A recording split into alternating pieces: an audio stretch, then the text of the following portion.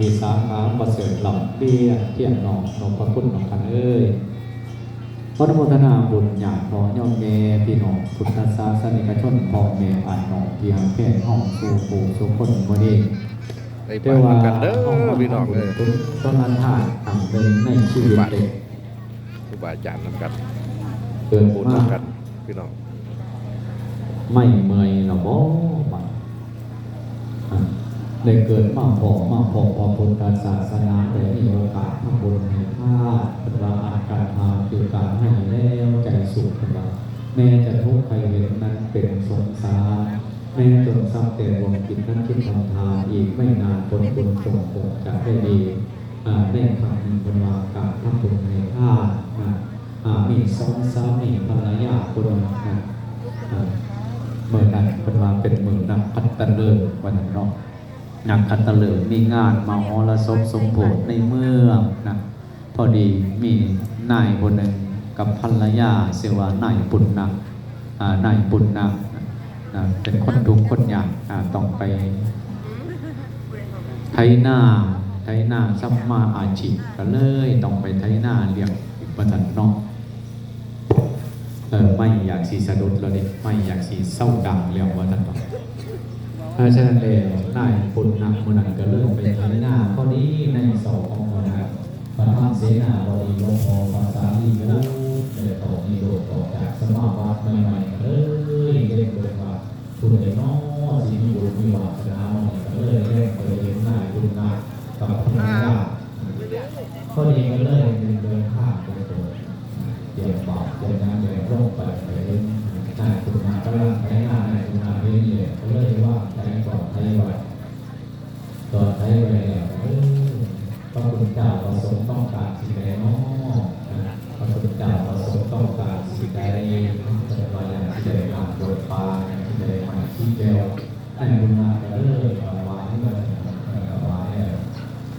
เส้นอย่างไรพระสงฆ์มันก็เลยอนุโมทนาบุญหลวงพ่อศิวะได้อนุโมทนา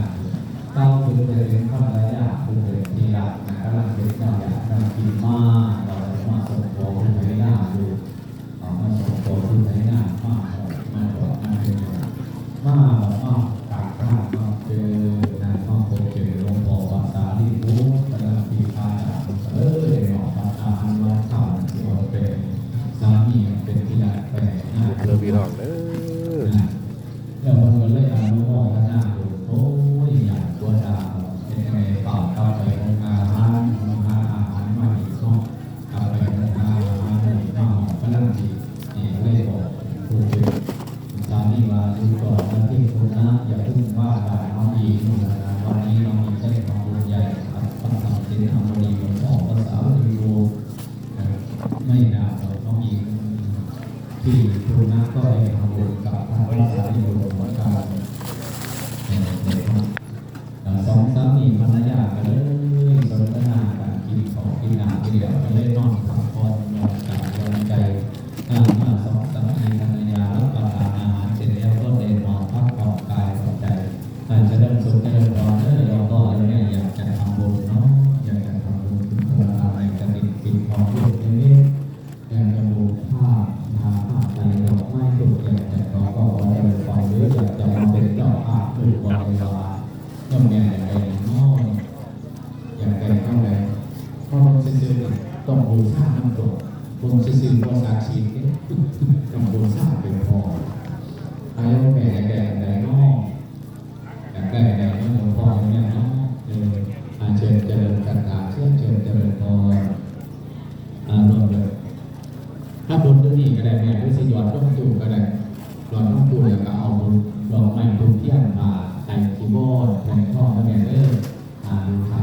ดอกไม้ถูกแจกทานยอดร่มตูเลยก็ได้หลวงพ่อแม่ขออนุโมทนาบุญเนาะแล้วว่าเราจะร่วมด้วยช่วยกันกล่าวถึงสองสามีภรรยาเลยหลังจากครูอาจารย์เราติดตลอดแล้วก็คงจะได้นำพัฒนาหน่อยเอาแต่